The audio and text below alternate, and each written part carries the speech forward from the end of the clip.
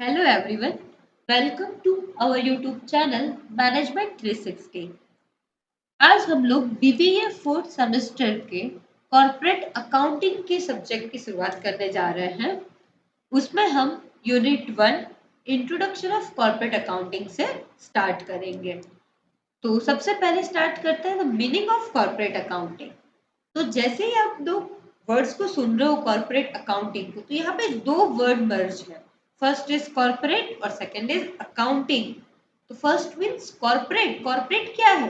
Company. तो company होता क्या है वो देखते हैं हम कि company is a legal entity. वो क्या है? लीगल एंटिटी, मतलब एक लीगल पहचान है जो हमेशा अपने ओनर्स, अपने मेंबर्स और शेयर होल्डर्स से अलग होगा।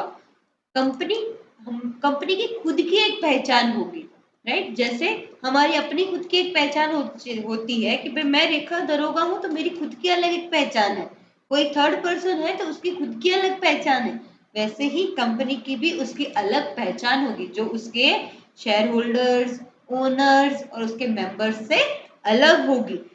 और हम कंपनी क्या है कि बहुत सारे लोग मिलके उसमें एक कॉमन ऑब्जेक्टिव के लिए काम करते हैं और उसका कैपिटल, उसमें पैसा कहाँ से आएगा? अपने शेयर होल्डर्स के पास से। कंपनी उनका जो कैपिटल है वो रेज कैसे करेगी? उनके शेयर होल्डर्स के थ्रू। इसकी कुछ डेफिनेशन दी गई है कि professor Henry has defined a company is an artificial person created by law. Company क्यों आर्टिफिशियल पर्सन है? क्योंकि वो किससे आया है? लॉ से। Having separate entity with a perpetual succession, जैसा हमने अभी पहले ही देखा कि वो क्या एक सेपरेट एंटिटी है, उसको उसके ओनर, उसके शेयर होल्डर्स, उसके मेंबर से कोई लेना देना नहीं है। With a perpetual succession, perpetual succession मतलब लॉन्गेटिविटी, लॉन्ग टर्म के लिए चलने वाली है। हम इसको क्या बोलेंगे? परपेचुअल, जिसका कोई अंत ही ना हो।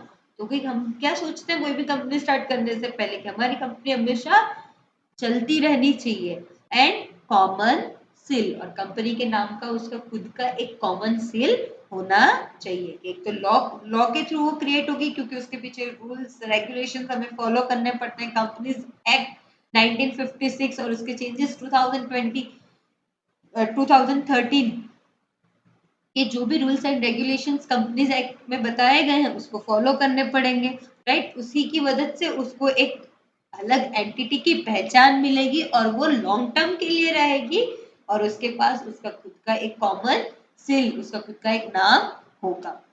लॉर्ड जस्टिस लैंडली क्या कहते हैं कि by a companies meant an association of many person who contribute money or money's worth to a common stock। ये क्या कह रहे हैं कि कंपनी क्या है? एसोसिएशन है कि जहां पे बहुत सारे लोग आएंगे और कंट्रीब्यूट करेंगे अपना पैसा, और पैसे के बदले कुछ कॉमन स्टॉक यहाँ पे वो लोग क्या करेंगे?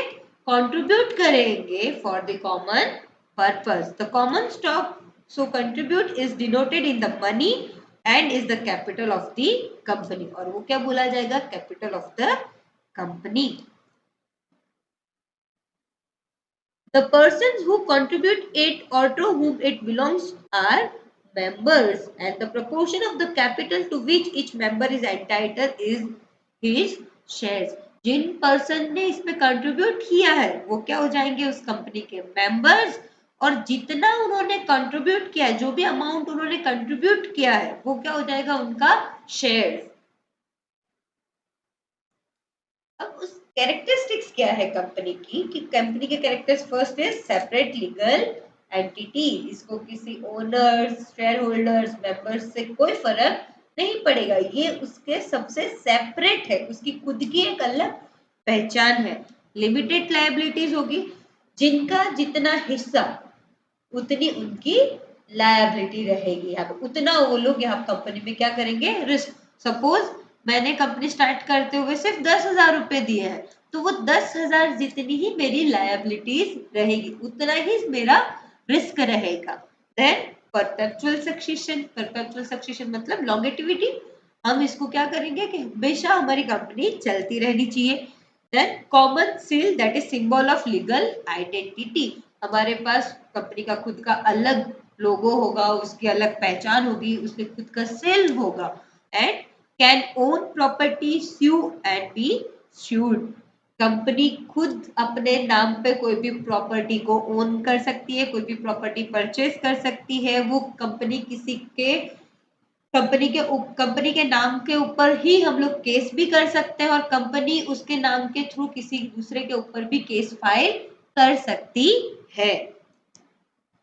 अब देखते हैं अकाउंटिंग। अकाउंटिंग का मतलब क्या होगा कि accounting is the process of recording, classifying, summarizing, analyzing the financial transaction of the business and reporting that transactions, and from that transaction we have to prepare financial statement, और उसके ऊपर से firm या डिसीजन मेकर्स क्या करेंगे, अपने decision लेंगे। तो सबसे पहले हमें अकाउंटिंग के लिए क्या करना है, रिकॉर्ड करना है। क्या रिकॉर्ड करेंगे, तो फाइनेंशियल ट्रांजैक्शन।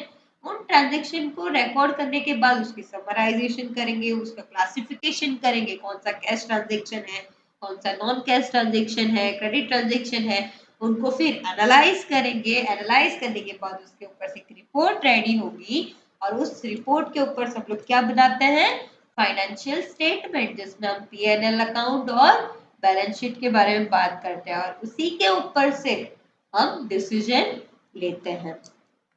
तो अब कॉर्पोरेट अकाउंटिंग क्या होगा कि कॉर्पोरेट अकाउंटिंग अब इन दोनों चीजों को मिक्स करते हैं।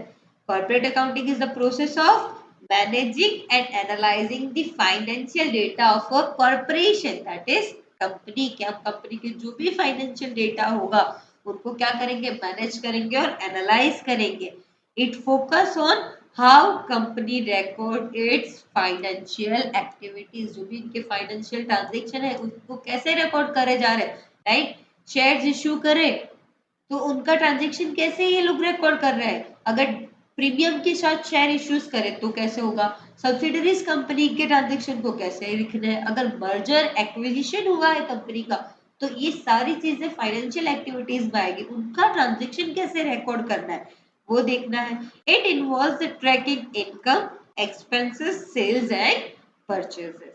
और कॉर्पोरेट अकाउंटिंग हेल्प्स किस में करेगा, it helps in financial planning and decision making. It ensures the compliance with the regulatory bodies and laws, जो भी अकाउंट्स हम लोग लिख रहे हैं वो एज पर द रेगुलेशंस है कि नहीं, वो हमें चेक करने पड़ेंगे। हमें जो भी रूल्स एंड रेगुलेशंस है उनको फॉलो करना पड़ेगा।